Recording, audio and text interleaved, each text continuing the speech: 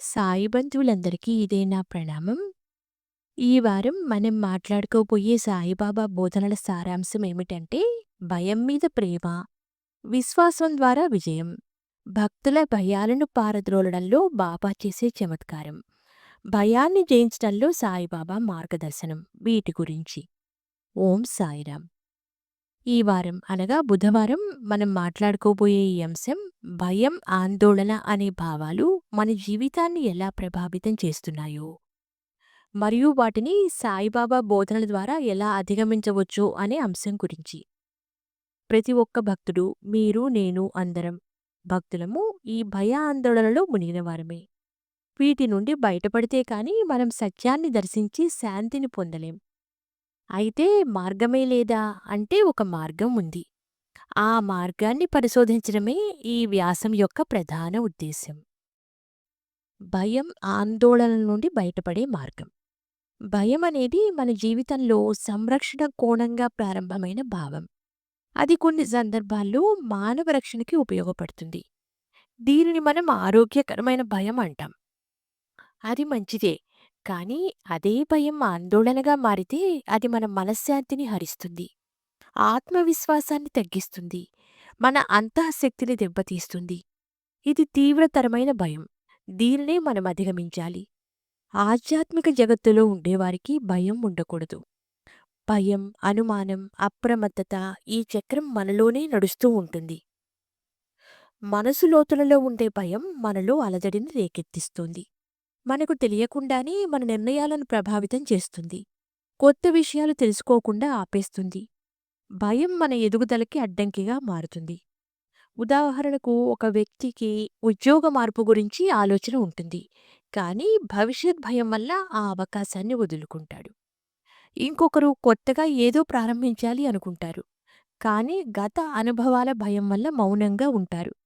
ఈ విధంగా భయం మన ఎదుగుదలకి అడ్డంకిగా మారుతుంది. సాయిబాబా బోధనలు. భయం మీద ప్రేమ, విశ్వాసం ద్వారా విజయం. సాయిబాబా భయాన్ని తగ్గించేందుకు 3 బలమైన ఆయుధాలను మనకు ఇచ్చారు. అవే విశ్వాసం అంటే ఫెయిత్, శ్రద్ధ, సబూరి, పేషెన్స్.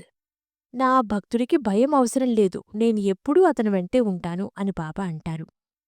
అధ్యాయం 26. ఒకసారి ఒక విషమ పరిస్థితిలో ఉన్న భక్తుడు బాబాను ఆశ్రయించి తనకున్న భయాన్ని తెలియజేశాడు. బాబా అతనికి ధైర్యమిచ్చి విభూతి ప్రసాదించి దీవించారు. అధ్యాయం 15.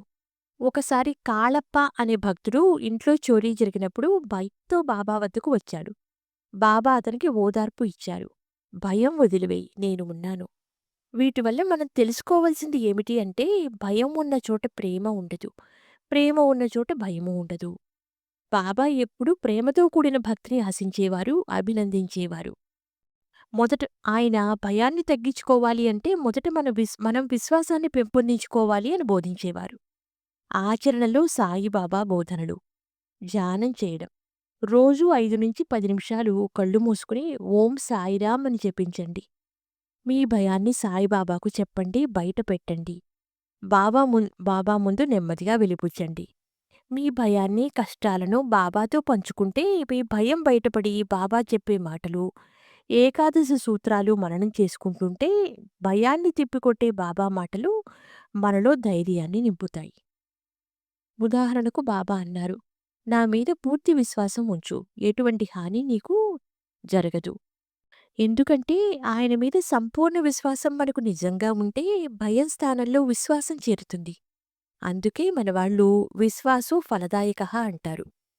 ఊదీ వాడకం. భయం ఉన్నప్పుడు బాబా ఊదిని భక్తులు తీసుకునేవారు.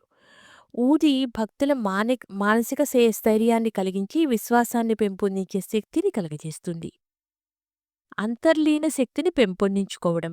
అలా చేస్తూ మనం ఈ క్రింది అఫర్మేషన్స్ అనుకుంటుంటే భయానికి భయం వేసి భక్తుని విడిచి పరిగెడుతుంది అని అంటారు సాయి భక్తులు. నేను భయాన్ని అధిగమిస్తున్నాను. ఇదే ఆ అఫర్మేషన్. సాయిబాబాయే నా రక్షణ. నాలో ఉన్న శాంతిని ఎవరూ తీసుకోలేరు. ఆత్మ సహానుభూతి. మన భయాలను నిందించకుండా ప్రేమగా అంగీకరించడము, స్వీకరించడము. దైవ పదంలో నమ్మకం. మనం ఎన్నెన్ని యత్నాలు చేసినా అన్నిటికీ అతనే ఆధారం అనుకున్నప్పుడు, మనకు మంచి ఏదో, చెడు ఏదో మనకు తెలియదు. అంతా ఉన్నవాడు, అంతటా ఉన్నవాడు, అన్ని ప్రాణులలో ఉన్నవాడు అయిన ఆ బాబాకు సర్వస్వ శరణాగతి అనుకుని, నీవు ఏది నాకు ఇచ్చినా అది ఆ భగవంతుడి ప్రసాదమే అని గట్టి మనోనిశ్చయానికి వచ్చినప్పుడు మాత్రమే మనకు భయం తగ్గుతుంది. సాయి సచ్చరిత్ర అధ్యాయం 48లో బాబా ఇలా అంటారు. ఏ పని నా అనుమతితోనే జరుగుతుంది. నేను లేకుండా ఏదీ జరగదు. ఎప్పుడు ఆయన ఇచ్చినా, ఏది ఇచ్చినా ఆ ప్రసాదాన్ని అలానే స్వీకరిద్దామనుకుంటే చాలు. ఈ బోధన మనలో భయాన్ని తగ్గించి ఓర్పును పెంపొందిస్తుంది. భయం లేని జీవితం. ఆత్మీయులైన స్నేహితులు లేదా ఆధ్యాత్మిక గురువుల వద్ద మన మనోవేదనలను పంచుకోవడం వల్ల భారం తగ్గుతుంది. కృతజ్ఞత సాధన. ప్రతిరోజూ మనకు లభించిన 3 మంచి విషయాల కోసం ధన్యవాదం చెప్పండి. పునరాలోచన. భయం వల్ల మనం మిస్ అవుతున్న అంటే కోల్పోతున్న శాంతిని గుర్తించండి.